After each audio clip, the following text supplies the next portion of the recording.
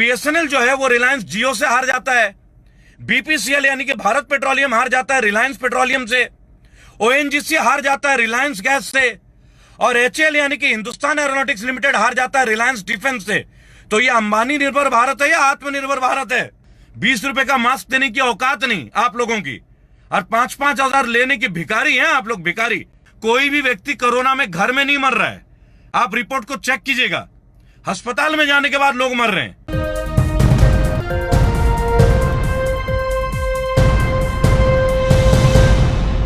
तो 2013 में अगर हम एक यूएस डॉलर को कंपेयर करें कि बांग्लादेशी टाका, बांग्लादेश की करेंसी को टाका बोलते हैं, 2013 में एक डॉलर का मतलब जो था वो आप लगा लीजिए 77 टाका था, 77 टाका, बांग्लादेश की 77 टाका।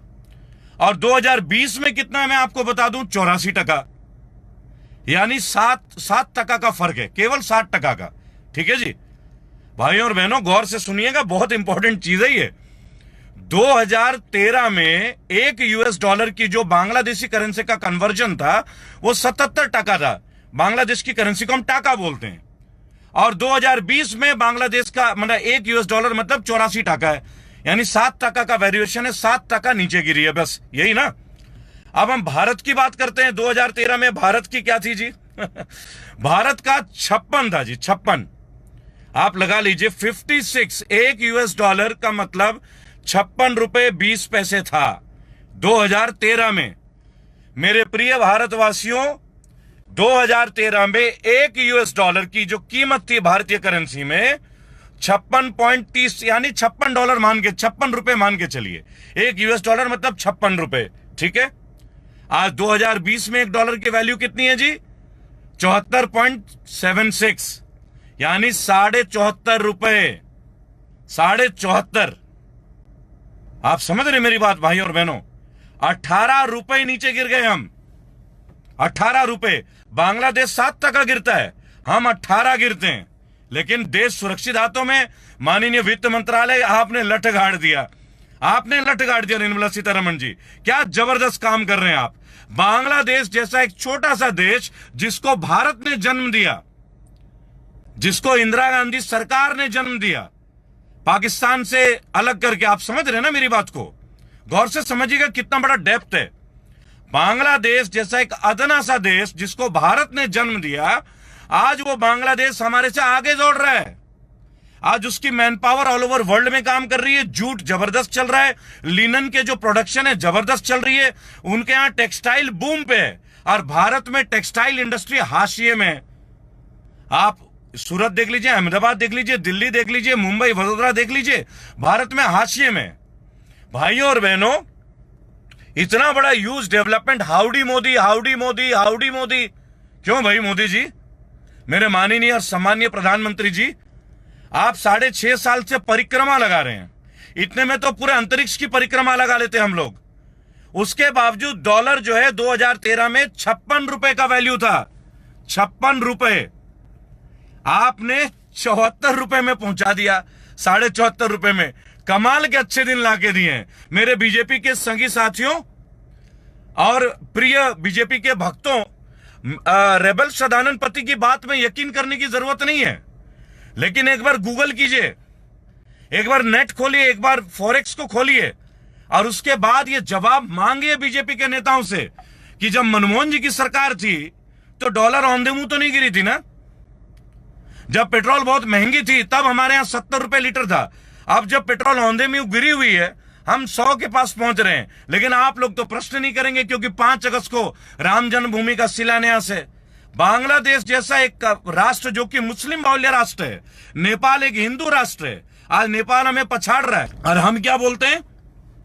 चाइना के साथ देके नेपाल बिक जाएगा, पाकिस्तान को खरीद लिया चाइना ने। भाइयों और बहनों, जब 100% एफडीआई कर दी मोदी गवर्नमेंट ने, तो विदेशों का पैसा हमारे यहां नहीं लगता क्या?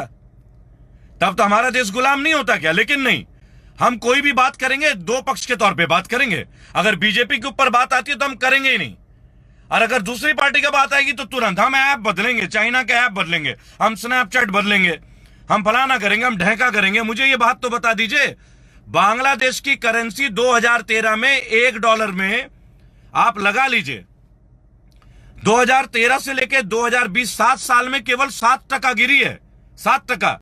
और भारत में 7 साल में 18 रुपए, 2.5 गुना क्या ग्रोथ है। उनका 7.9% है जीडीपी और हमें 6% के लिए सोचना पड़ रहा है। उनके यहां प्रवासी, कोरोना वहां भी है लेकिन वहां प्रवासी मजदूर नहीं है, और हमारे यहां प्रवासी मजदूर हो जाते हैं अपने देश के मजदूर।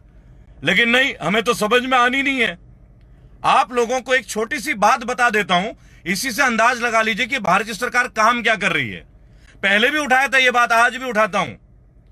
भारतीय सरकार ने पैरामिलिट्री फोर्सेस की पेंशन बंद कर दी।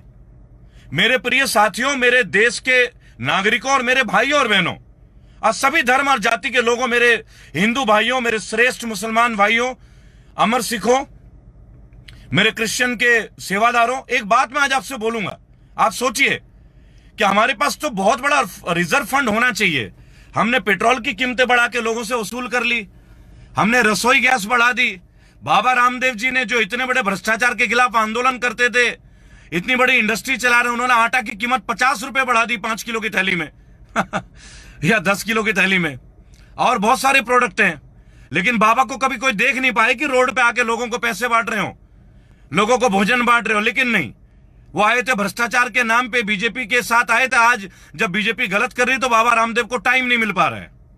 खैर एनीवे, मैं बाबा जी से क्या उम्मीद करूं, वो तो बाबा जी हैं। अब वो बाबा जी नहीं, वो तो इंडस्ट्रियलिस्ट है।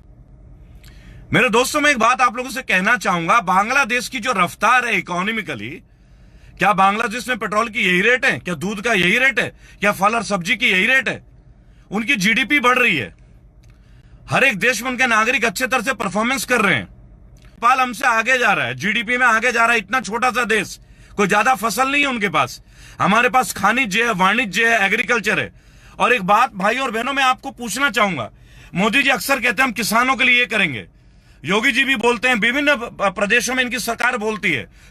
भाइयों और बहनों, मुझे एक बात बताओ, जब डॉक्टर अपने मर्जी से 1,000 रुपए विजिटिंग चार्ज ले सकता है, तो हमारे देश के किसान अपने मर्जी से गेहूं का रेट क्यों नहीं तय कर सकते? हमारे देश के किसान धान का रेट क्यों नहीं कर सकते?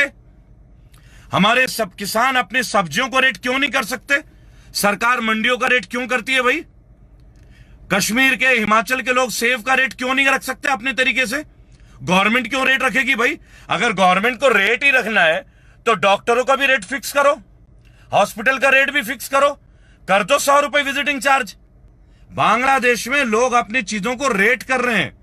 नेपाल में एक आदमी अपने मर्जी से सेब बेच रहा है, क्यों? क्योंकि वो उसे उगा रहा है भाई, उसका खर्चा हो रहा है।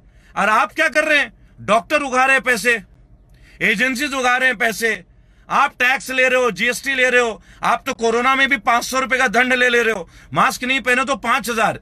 अभी हेमंत सोरेन ने 1 लाख रुपए का तुगलकी फरमान कर दिया था, बहुत बढ़िया। 20 रुपए का मास्क देने की औकात नहीं आप लोगों की, और 5-5 हजार लेने की भिखारी हैं आप लोग, भिखारी। आप लोग भीख मांगिए, लूटने की क्या जरूरत है? हम वैसी भीख दे देंगे आप लोगों को। कोई भी व्यक्ति कोरोना में घर में नहीं मर रहा है, आप रिपोर्ट को चेक कीजिएगा। अस्पताल में जाने के बाद लोग मर रहे हैं, चेक कीजिएगा इस रिपोर्ट को। कोई भी व्यक्ति जो कोरोना में पीड़ित है, किसी को जुकाम है तो कोरोना है। अमिताभ बच्चन जी ने नानावटी अस्पताल को इतना लंबा चौड़ा लेक्चर दे दिया, बहुत अच्छे डॉक्टर हैं। आपको पता है, ब्रांड एम्बेसडर थे गुजरात के। भाइयों और बहनों, वक्त है, ऐसे बड़े बड़े फिल्म स्टार को अलग कीजिए अपने लाइफ से। इनसे कुछ उम्मीद मत कीजिए, कुछ नहीं करेंगे देश के लिए। ये तो वहां भी, ये इतने बढ़िया एक्टर है ना, अमिताभ बच्चन जी, अनुपम खेर जी, किरण खेर जी, ये इतने बढ़िया एक्टर है। इन्होंने एक्टिंग कर करके ये सांसद भी बन जाते हैं, नेता बन जाते हैं, वहां से भी पैसे कमाते हैं, यहां से भी पैसे कमाते हैं। और डॉक्टर कफील खान जैसा आदमी, जिन्होंने बच्चों के लिए इतनी सेवा की, आज जेल में सड़ रहे हैं। अखिल गोगोई जैसा आदमी, असम का एक्टिविस्ट, आज उनके ऊपर वापा लगा दिया गया है। वो भारत के पहले ऐसे नागरिक होंगे, अखिल गोगोई, जिनके ऊपर टेररिज्म एक्ट के अंतर्गत मुकदमा दर्ज करके ट्रायल पर लाया जाएगा। यानी कि केंद्र सरकार कुछ भी कर सकती है। हम उनसे पूछेंगे, एमएलए एमपी की पेंशन आपने क्यों बंद नहीं की? आपने पैरामिलिट्री फोर्सेस का पेंशन बंद कर दिया। 40 साल जो नौकरी कर रहा है उनका पेंशन बंद कर रहे हो आप। और आप लोग 5 साल जो रहते हो नेता बन के, जिंदगी भर लाख लाख रुपए, 1.5 लाख का पेंशन खाओगे। है हमारा पैसा फ्री का है, हमारा पैसा फ्री का, हमारा पैसा हराम का है क्या? खून मेहनत, खून पसीने की पैसे हैं।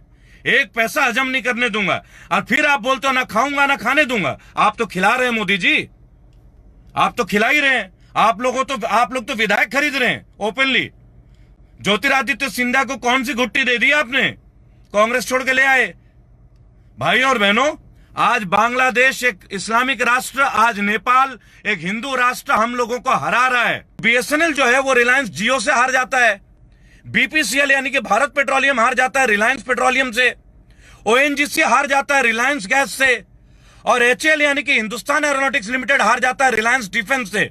तो ये अंबानी निर्भर भारत है या आत्मनिर्भर भारत है? और मैंने शुरू से एक बात बोला, एज ए रेबल बोल रहा हूं, एज ए बागी बोल रहा हूं भाइयों, अखिल गोगोई को तो मैं छुड़ा के दम लूंगा। आपने वापा लगाया, मैं पूरी टीम लगा दूंगा। एक रेबल के तौर पे मैं बात कह रहा हूं, गलत का विरोध खुलकर कीजिए, चाहे राजनीति हो या समाज। इतिहास आवाज उठाने वालों पे लिखा जाता है, तलवे चाटने वालों पे नहीं।